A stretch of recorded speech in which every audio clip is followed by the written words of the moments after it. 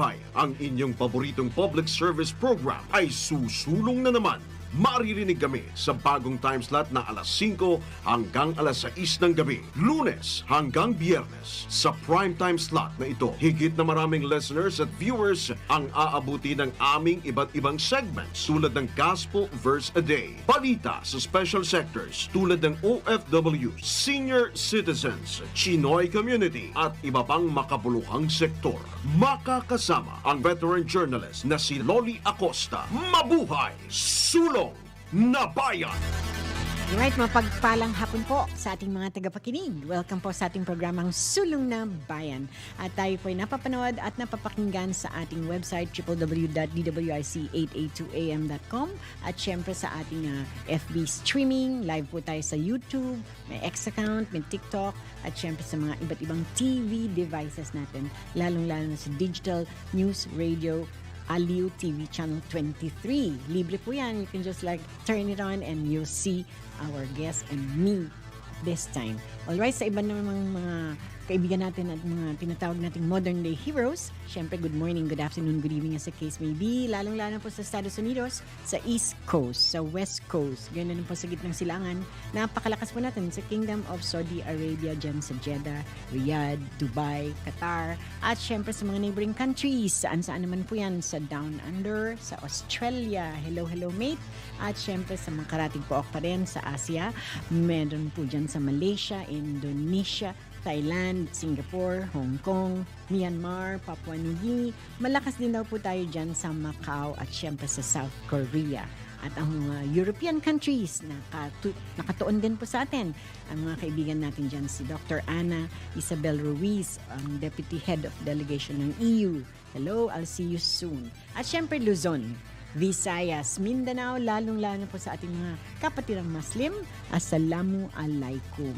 Alright, ang ating inaabangan ay baka nahihirapan pang pumihit ang kanyang signal. Nandyan siya sa Cotabato, ang ating program co-host, ang pinagpipitagang Horno or a veteran journalist on his own, a legend to call on his own time, no less than si Kaali ay aantabayan natin. Meanwhile, tayo again ay pinagpala at nandito siya live, no less from Davao, ang ating Filipino honorary consul to Finland in Mindanao, no less than Sir Consul Antonio Peralta. So pabatiin muna natin siya. Hello, sir.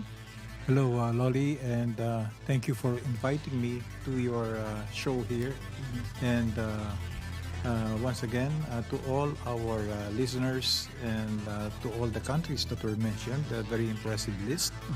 And of course, most importantly, as we celebrate the forthcoming anniversary of the Bayan region in Mindanao. So this is one segment of the show that we really look forward to hearing with respect to the progress being made by the Bayan government.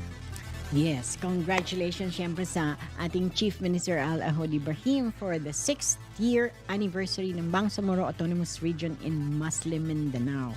But I have to ask you, Consul Tony, syempre kayo po ang honorary consul sa Finland. Ano pong mga pwedeng siguro, how do you say this, ang Finland, ano pong mga interests sa Mindanao? Generally, the interest of Finland in Mindanao is one that is really in the field of education, information technology, agriculture, as well as the promotion of the circular economy and renewable energy.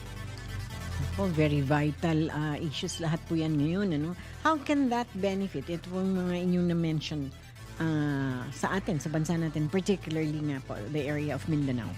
Okay, for Number Mindanao, one muna siguro, yes. Itong, let's himay-himayin natin, education. Education has always been an important component in any developing country. In the case of Finland, it has grown its educational sector and has garnered its top rating all over the world as the number one country in education. And there's a lot to be learned from the way they have implemented their programs of education to the youth and to adults as well. And a lot of this can be seen also by the index of contentment among its population, again because of the level of education that they all have. One thing I have noticed is that school is never really a forced matter. It is always hearing out also the side of the students or the participants themselves in any educational setting. Pinapakinggan po sila, no? And because of that, there seems to be a better understanding of why they are in school. Hindi kagad na Napaka-importante po pala yun, hindi spoon feed.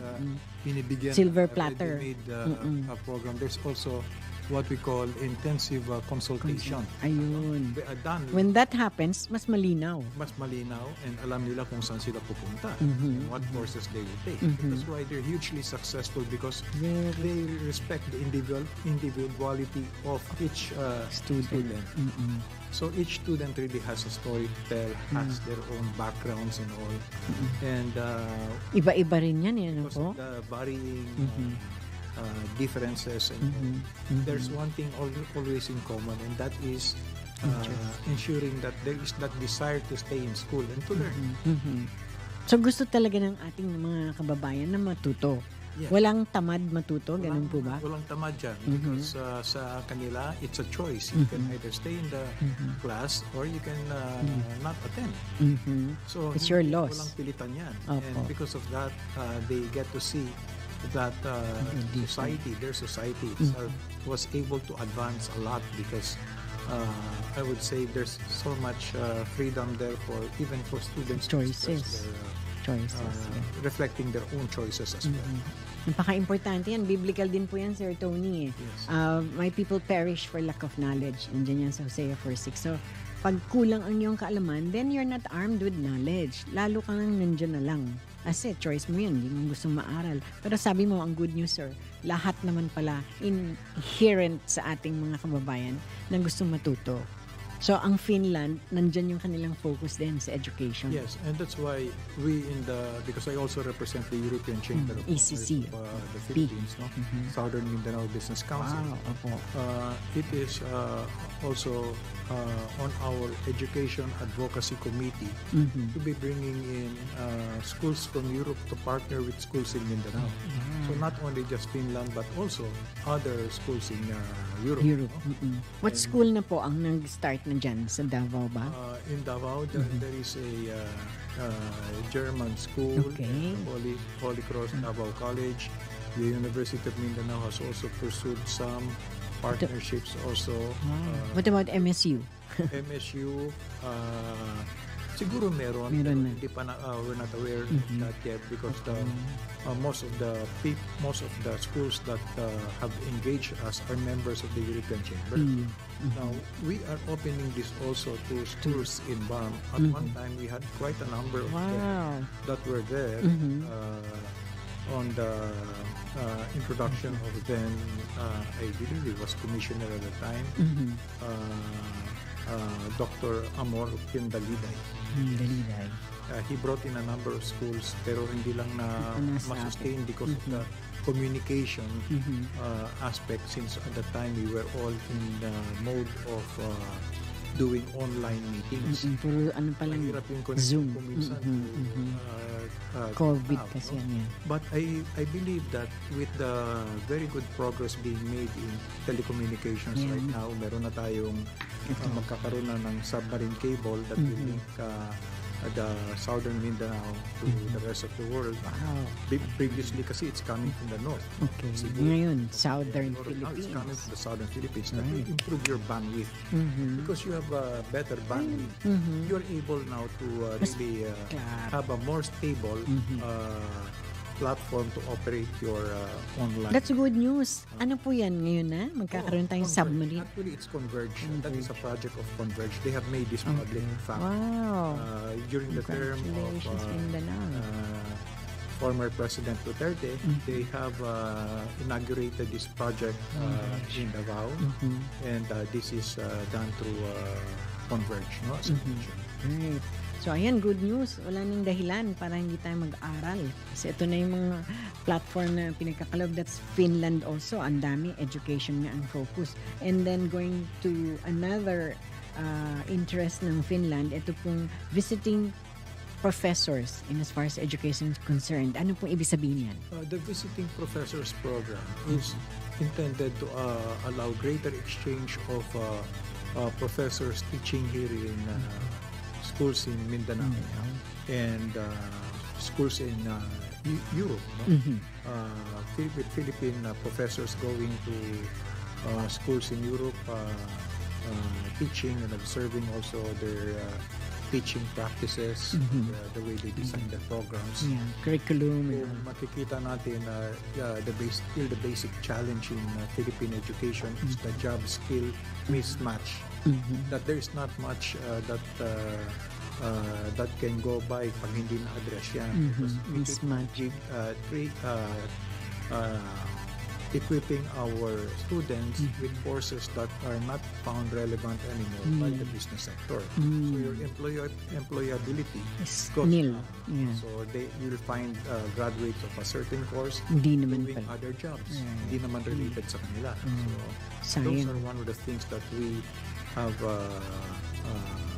Waste of time. are trying to address in the Education Advocacy Committee meetings namin. Again, we all know na kailangan meron ka talagang powerful R&D research and development po. Ano po yung joint research program? Joint research programs are those that are undertaken by two institutions, preferably by Philippine or in this case European institutions, on common topics that would have a common interest of these institutions to pursue. Like for instance, business practices or more serious aspects of how climate change can affect businesses, how it can affect livelihoods, things like that. I mean, there are lessons to be learned. And much more for the Philippines, because the Philippines is the number one country that is really susceptible to risk. Vulnerable. Under a ranking done by the Asian Development Bank. See? I was shocked when I saw that my. yesterday. Vulnerable pula The most tayo. vulnerable country Number one pa. in the world. Bakit po? Kaya? Well, because of the location of the country itself, it starts with that. You're facing the Pacific Ocean with no land barrier. Ang nangyari na, because of the presence of the Philippines, we are also acting as a barrier against bad weather to Vietnam, to Malaysia, and even parts of Indonesia. Ako, what do we do about that? Ano po yung... That's Hindi an pa. up of gun. Yeah, hindi No, na siya. so the thing here is to adapt. There's a Any program that you're use thinking of? climate change adaptation. Ayun, No? adaptation. We adapt to it. The best response for me, the low-cost response to address sea level rise is the planting of mangroves. Because this help Mangroves, deter storm surges. No? Yan ang pinaka... Palibot mo yan, You're mangroves. able to restore also your marine life. That, no? Yeah, they'll take care of the marine life. And That itself is very good. I mean, Deterrent. we've seen a lot of this kind of sustainability approaches to development. And maybe not the last, but eto po, yung cultural and sports. What kind of Culture and program sports, is Finland? There are a lot of sport exchanges that which is being spearheaded right now by the Philippine Sports Commission. We even PSC. have an active Mindanao office that does this, headed by May PSC na good doon. friend Mr. Noli Ayo, who really has been working. Based na in Mindanao. He's based now in Mindanao, formerly from Manila, but he's gone there and really invested his time Time na. in Relocate trying to, na. develop a more professional approach to sports development and culture. Culture. It's given. Yeah. There's always that cultural exchange that will help people understand cultures of each other's countries. No? But many people are not really parang knowledgeable about their culture. How do we intensify campaign for that? Well, the best way Mga really history. would be to Events, siguro. attend events, learn more about history. It has got to come from within. The interest has got to come from the individual himself to really have a better appreciation of our rich tradition as a country.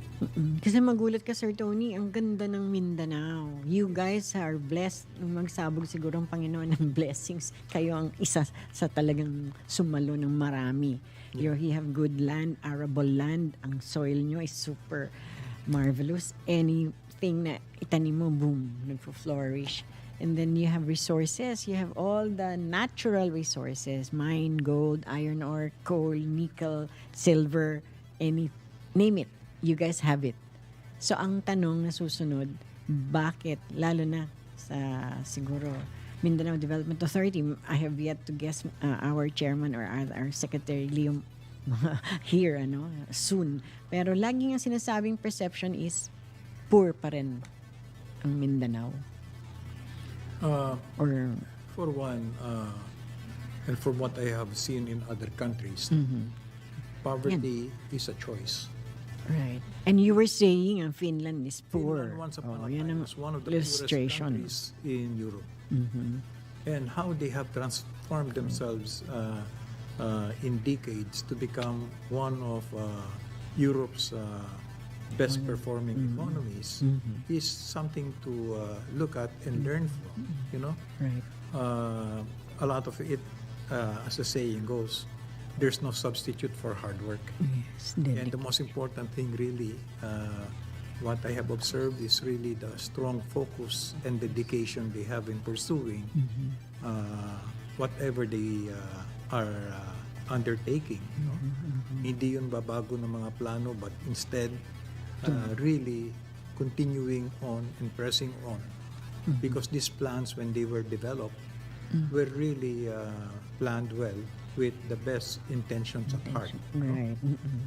So a lot of this really starts with the right intention, the right purpose. It may sound too basic perhaps for some people, but if you look at it, there's no other way. You look at our neighbors like Indonesia, Live. Right. and I have always been reminded that we as a country have been also held in high regard until they have seen how we have been planning things here and the way we develop our own economy, for instance. No? So, Or parang press on towards the goal. yes, it's always been with the focus. That strong focus, that strong drive, that strong discipline Yeah. to really execute that. The best plans, the best results are always a result of the factors I mentioned to you. Right. Discipline, focus. So, again, kayo po as honorary consul of Finland, nakita nyo how they have transformed ang Finnish nationals. So, sila yung matatawag na hindi sila tamad. Yeah. Yes. Yes. Talagang if they want something, they'll do it. And then, focus nga. Something that we can be inspired dahil sa Mindanao naman po, again, how is Finland involved in the development naman ngayon sa Mindanao? Well, starting with education, we have the Education Advocacy Committee, and pretty soon Finland, through our consulate there, will be distributing books and information on the technologies developed by Finland, on how this influenced the country to become a better country. So I mean, it's again learning from the best Right. that's out there. No? So yun. Ilang taon na po ba? How long has Finland and the Philippines established itong diplomatic relations? Okay. When you Finland is started? now, the Philippines and Finland is now celebrating their 49th Oh, wow. anniversary. Ang tagal Matagal na na. yan, but nahinto lang because both countries mutually closed their embassies in 2011, I believe, and then reopened again in 2019. Ayun. I think Rekindle. November, December 2015. And I believe that recently the Philippine Embassy in Helsinki has been opened. Oh, wow. Yes. So, ayan, tuloy-tuloy na. Nakikita niyo po. Yung mga, I heard there were like mga delegation who came over from Finland. Ano po yung kanilang goal? Okay, To go to the Mindanao. most recent delegation that came was a delegation on labor mobility. What's from that? which the hiring of Filipino professionals in Finland was given importance. No, there are 3 countries that Finland has identified here in Asia that they have focused on migration, and that's basically Korea, South Korea, Korea. Vietnam, and as well as the Philippines. Wow, kasali tayo. Kasama See, that's Pilipinas good news. doon. Of all, tatlo lang. Ulitin natin, Korea, Yes, and, Vietnam, and the working Philippines. professionals at that. So Okay. you have people that I believe Highly skilled. that want to migrate to Europe. This is a good opportunity. The Finnish government and the Philippine government had signed an MOU with the Department of Migration. Migrant workers. Workers, DMW. No, how do you, tama, no? Department of Migrant Workers. Migrant Hindi yan yung kotse, sir. DMW. BMW. Okay. Ito, Department of Migrant workers. Yes. Okay. They have signed that agreement recently, and it is a program that that is being closely followed also by the Finnish embassy here in Metro Manila. Okay. Wow. See, ano yung mga good news na sunod-sunod dumadating, ano? And then may Helsinki, ano pa rin tayo, embassy na. And again, I had opportunities to feature the Erasmus scholarship. Can you expound on that? Kasi parang sabi nga po nila, libre ito eh. No, Or some of it, some of that. the Erasmus Correct the misnomer. program was a program that's initiated by the European Union. No? Okay. And that is a program that's being supported by schools in Europe with the end view of promoting scholarships no? To schools here in the Philippines and elsewhere in the world. Opo. Now, the Philippines has yet to optimize the use of these scholarships. Right now, I don't think it's even 100% utilization. Sayang. Sayang yan. I mean, that's why the call to really get more schools, to get more people really interested in studying in Europe is something that we are continuing to support. Right. Because these people-to-people exchanges are the ones that are like seeds that you plant in a garden of relationships. As they bear fruit. Ganda ng illustration mo yan. You have to plant it and they bear fruit. So that this will bear fruit and it will only bode well for the kind of How you relationships nurtured. that you would want to Yeah. pursue with your with countries like Finland. Hindi ba sila mahirap i-please? Pero bago nyo sagutin yan, we have to pause for a quick break. The Philippine Standard Time is 5:25 in the afternoon. Si Miss Loli Acosta, Sulong na Bayan sa DWIZ 882. Oras hatid sa inyo ng PAGCOR. Panatilihing masaya ang paglilibang. Magtakda na oras at limitahan ang gastos sa paglalaro. Huwag magsugal kung nalulungkot. Huwag hayaang makasira ng buhay at pamilya. Para sa impormasyon ukol sa responsible gaming, tumawag lamang sa hotline number 02-8404-0171 o bisitahin ang www.casinofilipino.ph. Isang mensahe mula sa PAGCOR.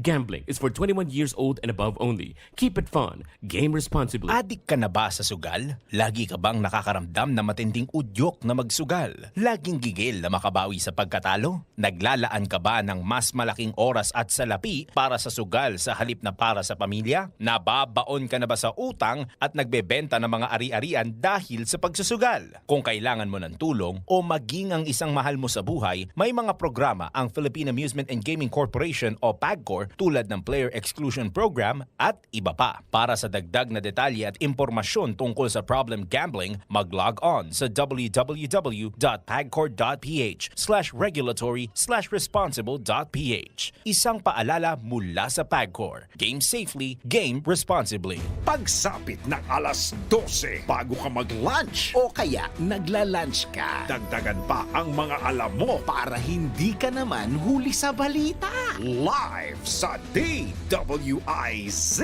Manila at sa lahat ng DWIZ News FM sa buong Pilipinas, Luzon, Visayas at Mindanao at mapapanood ng live sa Aliw 23 Free TV at sa lahat ng digital channel ng DWIZ. Ang Balitang Bayan. Mga balitang nangyari lang at kasalukuyang nangyayari. Balitang Bayan. Kasama ang opisyal na tagagising ng bayan, si Drew Nasino. Di ka aantukin kapag nalaman mo na ang latest sa Balitang Bayan. Sa patuloy na pagbabalita ng tama at paglilingkod ng tama. Balitang Bayan. Araw-araw, 12 noon. Papalakas ng papalakas, palinaw ng palinaw, mga balita at impormasyong naiintindihan dahil malinaw mong nalaman. Tutok lang sa DWIZ mula umaga hanggang gabi. Updated on air and online. DWIZ, nagbabalita ng tama, naglilingkod ng tama. Ang balitang ito ay hatid sa inyo ng Petron. Petron knows you deserve only the best. Ang balitang ito ay hatid sa inyo ng Whirlpool home appliances that make everyday living so much easier. From washers, dryers, refrigerators, microwave ovens, cooking products, to air cons, air purifiers, and dishwashers. Whirlpool, sensing what matters today. Making your world a little easier. Whirlpool. latest, pinakabago at tama. DWIZ News Catch Up. News Catch Up. Pilipinas, narito na ang mga tamang balita sa oras na ito. Pogo workers na unaccounted at nananatili pa rin sa bansa, patuloy na tinutugis ng mga otoridad. Ang detalye mula kay Patrol 13 Gilbert Perdez. Tuloy-tuloy ang maigpit na paipag-ugnayan ng Department of Justice at Bureau of Immigration o BI sa iba't ibang ahensya ng pamahalaan upang hanapin ang mga natitirang Pogo workers sa bansa na unaccounted sa kasalukuyan. Sa bagong Pilipinas ngayon, sinabi ni DOJ Undersecretary Raul Vasquez na mula raw sa 33,000 Pogo workers, nasa 22,000 na ang umalis ng bansa kasunod ng pagban ng Marcos administration sa Pogo operation sa Pilipinas. Nagpa-repatriate na raw o nag-voluntary exit ang mga ito. Ang problema, ayon sa opisyal, mayroon pa ring ilan na nananatili pa rin sa bansa at naging unaccounted o nawawala sa radar ng Pilipinas. Ibig sabihin, hindi raw nag-downgrade ng mga ito ng kanilang visa patungong tourist visa. Ang mga ito anya ay inimbestigahan niya at bine-verify na ng immigration sa kasalukuyan. Sa oras daw na matunto ng mga ito, agad na aarestuhin at magpapatupad ng deportation proceedings upang mabigyan ng pagkakataon na maipaliwanag ang kanilang panig. Patrol 13, Gilbert Perdes para sa Impilang May Totong Lakas, DWIZ, nagbabalita ng tama, naglilingkod ng tama. DWIZ News Catch Up. News Catch Up. Quezon City Government humakot ng parangal sa 2024 Gawad Bagong Bagani. Ang detalye ng balita mula kay Patrol 30 Jelly Mendez. Binigyang parangal sa 2024 Gawad Bagong Bagani si Quezon City Mayor Joy Belmonte, maging ang ilang opisyal at kawani ng Quezon City Government. Kinilala bilang Bagani Bayan si Mayor Belmonte dahil sa patuloy na pagsusulong ng mga programa, proyekto at mga polisiyang makatutulong sa kanyang nasasakupan. Higinawad naman bilang kampilan ng Bagong Bagani si Quezon City Kabalikat Nyo sa Serbisyo Councilor Charm Ferrer, kung saan ay kanyang pinasalamatan ang karangalang kanyang natanggap na maging bahagi ng kilusang naglalayong isulong ang tuwid na pagbabago para sa komunidad. Nakakuha rin ng Bagong Bagani Award sina District 1 Representative Arjo Atayde, Majority Floor Leader Doray del Armente, Bernard Herrera at Vladimir Estocado ng Barangay and Community Relations Department. Nangako naman ang lokal na pamahalaan na magpapatuloy ang kanilang pagsisilbi ng may malasakit, tapang at dedikasyon para sa ikabubuti ng bawat mamamayan sa lungsod. Ito si Patrol 30 Jelly Mendez nag-uulat para sa Impilang May Todong Lakas sa DWIZ. Nagbabalita ng tama, naglilingkod ng tama. DWIZ News Catch Up. News Catch Up. COMELEC maninindigan na hindi nila pinagbatayan ang kawalan ng pera ng mga disqualify na kandidato. Ang detalye ng balita mula kay Patrol 5 Aya Yupangko. Nilinaw ng Commission on Elections sa COMELEC na hindi nila ginawang dahilan sa pagdideklara ng nuisance candidates ang pinansyal na kakayanan ng isang kandidato. Kasunod na rin ito ng inilabas na desisyon ng Korte Suprema noong nakaraang linggo na nagpapaalala sa poll body na hindi dapat i-disqualify o i-deklara nuisance ang isang kandidato na walang pondo para magsagawa ng malawakang kampanya. Ayon kay COMELEC Chairman George Erwin Garcia, idineklara nila ang ilang individual bilang nuisance candidates dahil sa hindi pagiging seryoso ng mga ito na maglingkod sa bayan. Sabi pa ni Garcia, marami rin silang pinagbatayan para maideklarang panggulo lamang ang isang kandidato. Samantala, nilinaw naman ni Chairman Garcia ang kaugnay sa pagpapalabas ng Korte Suprema ng Temporary Restraining Order o TRO laban sa pagdeklarang nuisance kay Francis Leo Marcos. Dati na rin kasing pinayagan si Marcos o Norman Mangusin bilang senador noong 2022 elections pero hindi ito pinalad na manalo. Pero ayon kay Garcia, iba yung mga nakaupo sa COMELEC noon at ngayon. Kaya magkaibang paraan ng pagkilatis doon sa mga nuisance o hindi. Ito si Patrol number 5. Ayaw pa kumaro sa implementado ng lakas. DWIZ. Nababalita ng tama, naglilingkod ng tama. DWIZ News Catch Up. News Catch Up. At iyan ang mga tamang balita sa mga oras na ito. Mag-follow at subscribe sa lahat ng DWIZ News digital channels, Facebook, Instagram, YouTube, TikTok, X, DWIZ News App at DWIZ News website. Ako po si Gia Rafael, nagbabalita ng tama, naglilingkod ng tama. Oras-oras nagbabalita ng tama, naglilingkod ng tama. DWIZ News Catch Up. News Catch Up. Ang balitang ito ay inihatid sa inyo ng Petron. Petron knows you deserve only the best. Ang balitang ito ay inihatid sa inyo ng Whirlpool Home Appliances that make everyday living so much easier. From washers, dryers, refrigerators, microwave ovens, cooking products, to air cons, air purifiers, and dishwashers. Whirlpool, sensing what matters today. Making your world a little easier. Whirlpool. Oras hatid sa inyo ng Fujidenzo Home and Commercial Appliances, where you get reliable, durable, and energy-saving products. Upgrade your usual appliances to Fujidenzo HD Inverter Appliances. Fujidenzo, quality above all. Upgrade your home, upgrade your business with Fujidenzo, quality above all. Oras natin ngayon, alas 5:34 ng hapon. That time check was brought to you by Fujidenzo Home and Commercial Appliances, where you get reliable, durable, and energy-saving products. Upgrade your usual appliances to Fujidenzo HD Inverter Appliances. Fujidenzo, quality above all. Upgrade your home, upgrade your business with Fujidenzo, quality above all.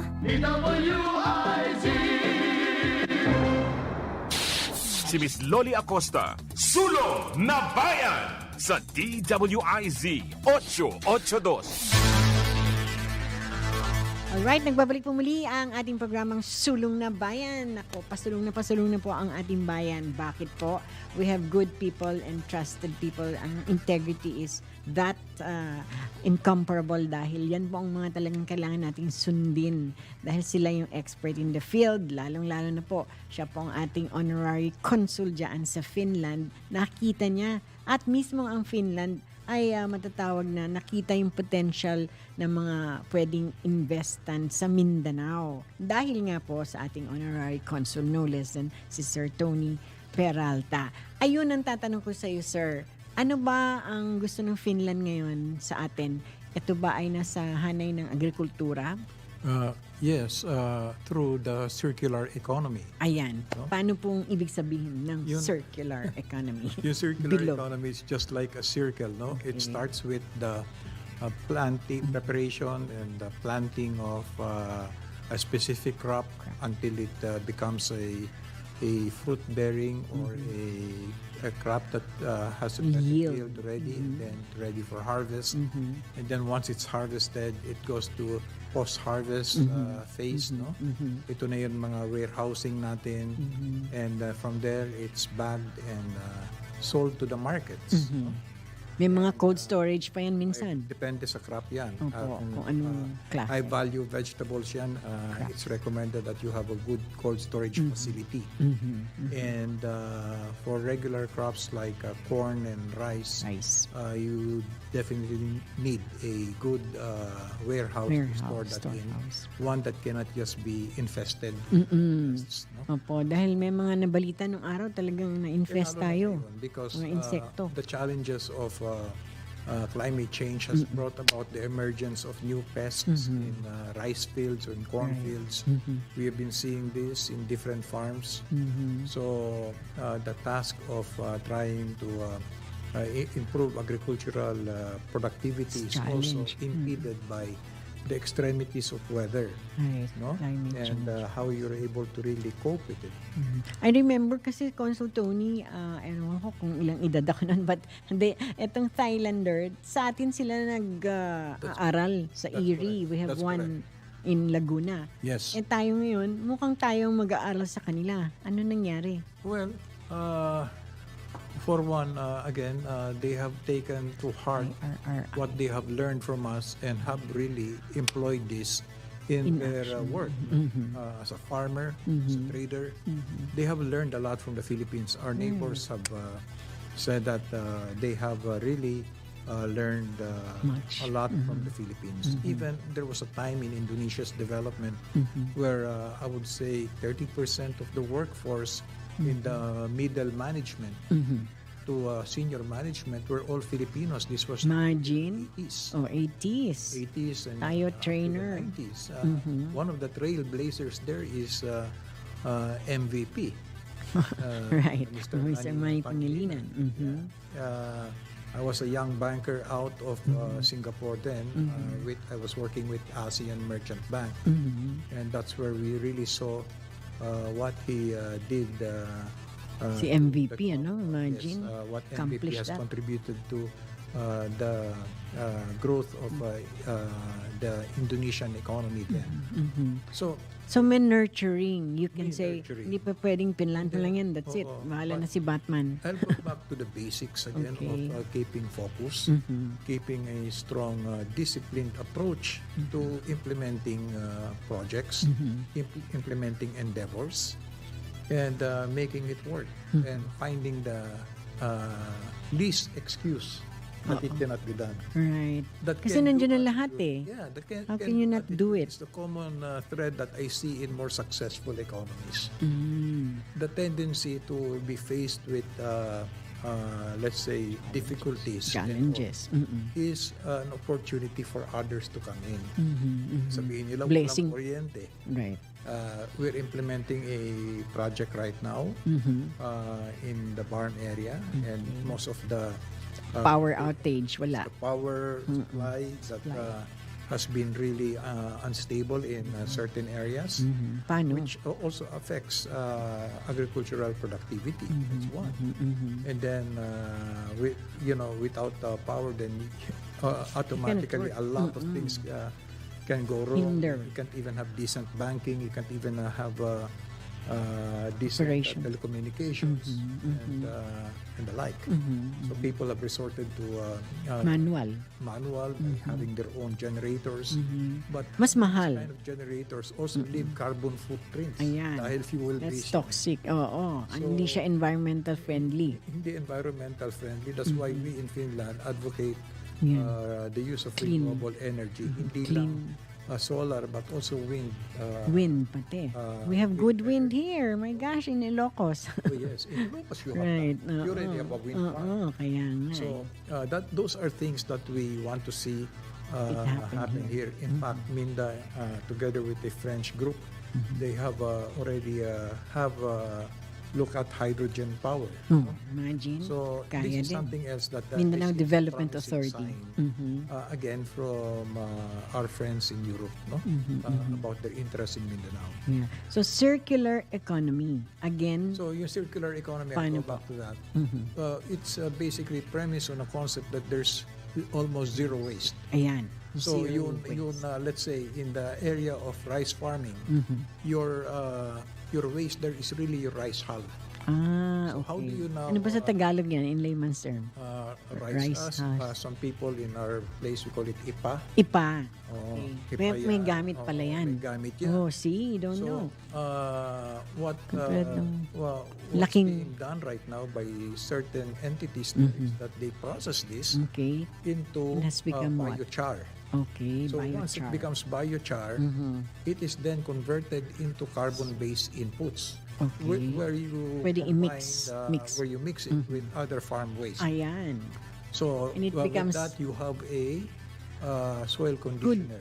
Conditioner. So we Ang have sarap magtanim. Yes, and that's already been verified and tested by the Bureau of Soils and Water Management. And the NPK or your Ito ating FDA nitrogen, approval.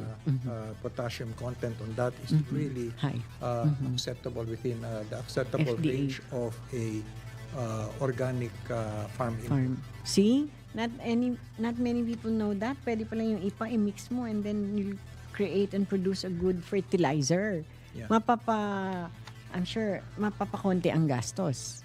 Yes. Kasi ipa na doon mo na kinuha eh. Hindi ka na para mag-purchase pa ng But more important than that really, apart from are really looking at your agricultural value chains and finding out where investments can be best made. But even with that, the attitudes of people must change, Has to especially come. if you are to develop, let's say, a particular industry with a particular crop. You know, I have seen in my time the development how big companies were able to succeed. We have a lot of those champions in Mindanao, Right. large companies Hindi lang that have nakikilala. started small, but because again, all of them had one thing in common, and that What was the is it? discipline, the focus, and the attitude, and the integrity to pursue the business itself. Can there be a scenario that you can create? Kasi you've seen it in Finland, so gusto nyo rin syempre yung parang technology transfer and then make the people in Mindanao adopt that kind of attitude, the discipline, the focus.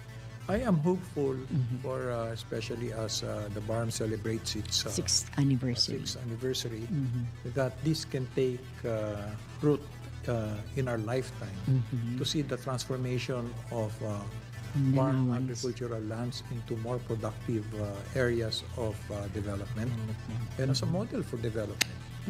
For one, the BARM is really blessed because they still have the arable land, farming land, which can be used for organized farming or corporate farming.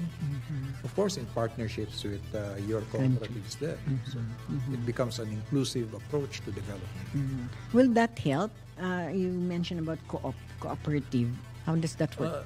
Okay, on the matter of the cooperative, it largely depends on the leadership of the cooperative because no matter how good a cooperative is, it's the leaders that define the direction. It's the leaders that How they will define manage. where the cooperative should go next. These are important ingredients to development. No, there's no shortcut to that. Right. The best cooperatives are best exemplified by the kind of examples they show the community better yields, better products, and income recognition in the markets, and of course, increase in farm incomes. Farm incomes, malaki. When we return, tanungin pa rin natin si Consul Tony again dyan sa co-op, kasi we have interviewed another guy from cooperative saan dyan, sa bandang Luzon, who plans to have parang source of parang cheap, not really cheap, but affordable or even cheaper than the market price ng mga food. How do we do this? But he will answer that when we come back. The Philippine Standard Time is 5:46 in the afternoon. Si Miss Loli Acosta, Sulong na Bayan sa DWIZ 882. Oras hatid sa inyo ng PAGCOR. Panatilihing masaya ang paglilibang. Magtakda na oras at limitahan ang gastos sa paglalaro. Huwag magsugal kung nalulungkot. Huwag hayaang makasira ng buhay at pamilya. Para sa impormasyon ukol sa responsible gaming, tumawag lamang sa hotline number 02-8404-0171 o bisitahin ang www.casinofilipino.ph. Isang mensahe mula sa PAGCOR. Gambling is for 21 years old and above only. Keep it fun. Game responsibly. Adik ka na ba sa sugal? Lagi ka bang nakakaramdam na matinding udyok na magsugal? Laging gigil na makabawi sa pagkatalo? Naglalaan ka ba ng mas malaking oras at salapi para sa sugal sa halip na para sa pamilya? Nababaon ka na ba sa utang at nagbebenta ng mga ari-arian dahil sa pagsusugal? Kung kailangan mo ng tulong o maging ang isang mahal mo sa buhay, may mga programa ang Philippine Amusement and Gaming Corporation o PAGCOR tulad ng Player Exclusion Program at iba pa. Para sa dagdag na detalye at impormasyon tungkol sa problem gambling, mag-log on sa www.pagcor.ph/regulatory/responsible.ph. Isang paalala mula sa PAGCOR. Game safely, game responsibly. That time check was brought to you by Bingo Plus. Download Bingo Plus app now in Google Play and App Store for a chance to win up to 154 million pesos of jackpot prize. Visit bingoplus.com to learn more. With Bingo Plus, bingo sa saya,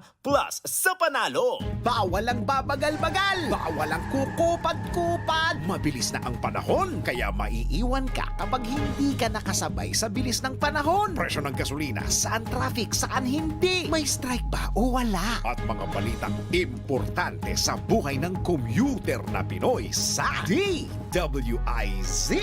Pasada Balita. Live sa DWIZ. AM Metro and Mega Manila. DWIZ News FM Regional Stations. Aliw Channel 23 at nakalive din sa lahat ng DWIZ digital accounts. Kasama ang magbibigay ng kakaibang drive sa umaga. John Ibanez. DWIZ. Pasada Balita. Tuloy sa pagbabalita ng tama. Paglilingkod ng tama. Lunes hanggang Biyernes, 7 a.m. DWIZ. Si Miss Loli Acosta, Sulong na Bayan sa DWIZ 882. Alright, nagbabalik po muli ang ating programang Sulong na Bayan. Ako, napakadami ng aming gustong mailahad at maibahagi sa inyo, no? These are all mga matatawag nating solusyon o pwedeng marisolba. Yun ang gusto ko sa ating panauhin dahil napaka-positive ng kanyang attitude. Lahat ng pwedeng gawin ay magagawa. Only if what? Anong motibo natin? The end of the day, what's the motive of your heart? Gusto mo bang gawin yan o para gawin lang? So yun din ang tatanong ko kay Sir Tony, no? Bago siya naging Foreign Service Officer. Tell us a little bit of your background kasi bankero ka. Ano po yung, paano nag-transform to a Foreign Service Officer? Right, as honorary consul. It's been quite a journey because I started my career as banking professional in the early 80s. And I've worked with a multinational bank based in Singapore for quite a while. And the areas where I was assigned were East Indonesia, East Malaysia, Brunei. Parang BIMP Iaga. Which ironically now is really what you know now as the BIMP Iaga. I was asked by then our former presidential assistant for Mindanao, Mr. Paul Dominguez, to join him when President Ramos appointed him as presidential assistant for Mindanao. Okay. And together we worked on the development of the BIMP Yaga. So I was very much involved in that, Laritno. So Yeah. imagine Very nice. banking doing that. And then I found myself working in projects that were supported by the USAID in the 90s in the development of the Soxargen area. Soxargen din.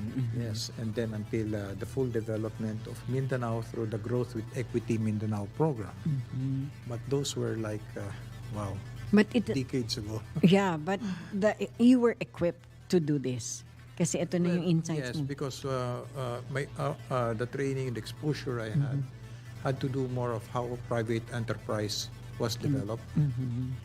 What are the attendant challenges that we need to look at, and the kind of things that are important in pursuing the effectiveness and efficiency of programs as they are implemented in different parts of the country. No? So using that kind of discipline and that kind of approach has enabled us to really produce some concrete results. No? What can you say na mga konkreto na Concrete na-accomplish results natin? during that time? Well, we had, FDR's if you time look yan at the institutional memories that the Ramos presidency has the given, FDR. is the development of the BIMP Iaga is one. The other one is the Mindanao Development Authority. Previously, it was known as the Mindanao Economic Development Council. So these are part of the institutional developments we've seen. And of course, during my time, there was active trading and active and cross investments that were happening between North Indonesia and Soxargen. Yan, naging on the famous area yan. on the area of tuna importation. Because there was a time that Soxargen does not have enough tuna anymore, and much of this tuna were being caught in the waters of Indonesia. That was one of those that contributed to the development of the BIMP event. And then, of course, looking farther into that, although this country is not part of IAGA, was the development of the Cattle Highway. Ayan, what's between that? Darwin and Australia, and General Santos. Gensan. So you had about 2 to 3 boatloads, I remember, of cattle that were Being out. shipped. And these were fattened and slaughtered after Laking income period yun. of months. Yeah, there was a time that we were Wala na yan ngayon, sir? wala na. Oh my gosh. So, we had Sana the luxury of mabalik. enjoying Australian beef. Oo, ang mga steak, ang mahal-mahal. I remember those times. steak. It was a Parang Wagyu. rebirth of Mindanao source that I saw. I saw the first peace agreement. Witnessed the first with the peace Bangsamoro. agreement between the MNLF ARMM. and the GRP.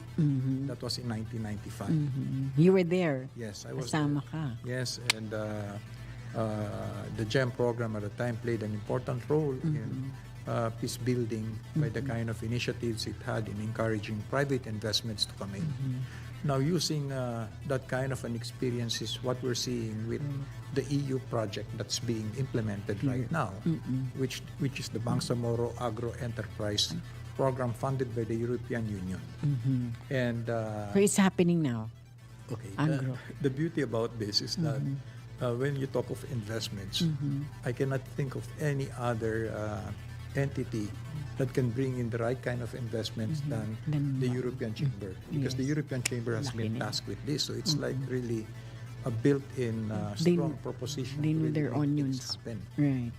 So I Expert guess sila. that's one of the strengths that we as a team, and I'm very proud of the Crescent team. These are very composed solid by... team, Yeah. comprised of course, we have Florian Gotain, who's the executive director. He's the project director. Project We officer have, here. Jerry Constantino, Of who Agri. is the project manager.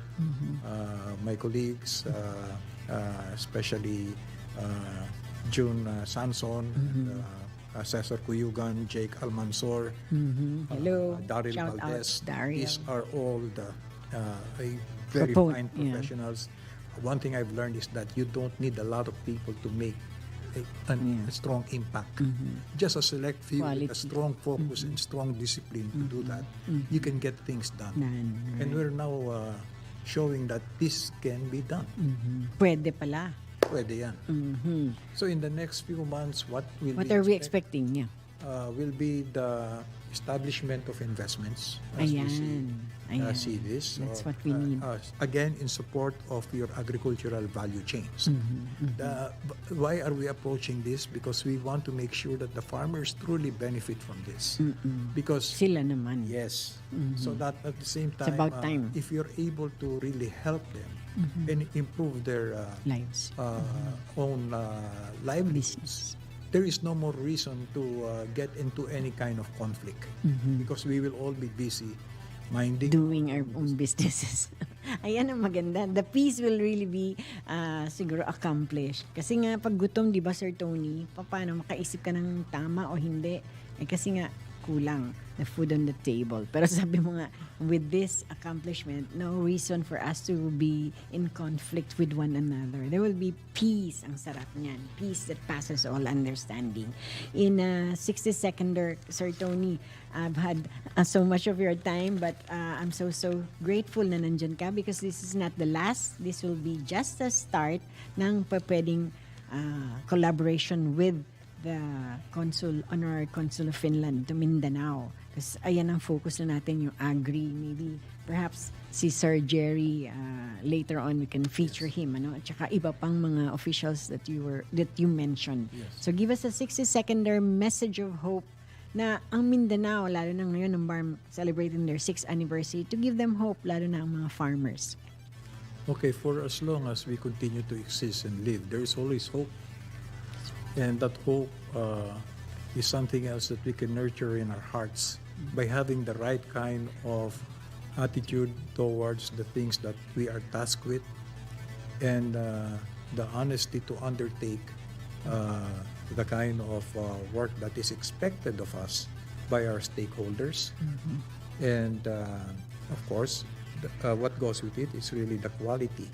And quality can be best defined by the discipline and focus that you will have in undertaking a specific task. I've always believed that a lot of these things are something else that sometimes can be challenging, but always know that challenges are also disguises of opportunities, blessings that can come to you. So the important thing is not only, it's never been about ourselves, but it's about what we can do to help others in a community where we are. So making a difference alone in this is already a big win, and that is the right step towards achieving what we really want in life. Ayan, very well said. That's the right step in Sulong na Bayan, achieving that we will soar high like wings on eagle. Kasi nga, ayan, may discipline, may focus. Paulit-ulit, repeatedly, our guest of honor had really explained the importance of focus and discipline. So, we will have more of that. Don't worry, kasi nga, this is not the last. Baka we might have our Consul Tony in our show. We will still see kung anong leading ni Lord sa atin, ano, to make a difference. So, kasali po kayo dyan. Again, thank you for joining us. That's our honorary consul to Finland, no less than Consul Tony Peralta. At thank you, syempre, kay Adrian Tamayo. I miss you. I hope to see you soon. Pero hindi ako makakatuloy na dyan. I'll be going to Cotabato tomorrow, but I cannot swing by. Maybe in another time. But thank you, Adrian. Siyempre, sa ating naging kaagapay, nandyan si Chat. Nakita ko si Jackie, si JV, at siyempre si Jen. Ang aming Chairman D. Edgard Cabangon for giving us platform na maipahayag sa inyo ano ang mga pwedeng maitulong at pwedeng maresolba kahit anong conflict man yan, but merong solusyon. At sabi nga ni Sir Tony, these are challenges that we must face, pero nagiging blessing yan eventually to make us stronger and be able to handle whatever it is coming our way. Kasi na-equip tayo, di po ba? So this has been Loli Rivera Acosta. So always say, keep God first in every area of your lives, so He will direct our path. Go ahead, Sir Tony. Just one more word. Yes. I just would like to give a shout out and a sincere thank you to Sofia Ordoña, who is leading our Yes. project, but she has done A lot, tremendous. a lot for a young lady, and I wish her well in her future endeavors. Where is she Thank you going? for helping us in Mindanao. She's going to another Relocating. development agency. So, maraming salamat, Sofia. This is on live radio. This is the best that it could get, but maraming salamat. Tribute to you for your contribution, Miss Sofia, and good luck and God bless wherever your next journey will be. Thank you so much. God bless everyone. Bye. Si Miss Loli Acosta, Sulong na Bayan sa DWIZ 882. Ang programang ito ay inihatid sa inyo ng PAGCOR. Ang programang ito ay hatid sa inyo ng Petron. Petron knows you deserve only the best. This is the News and Information Station.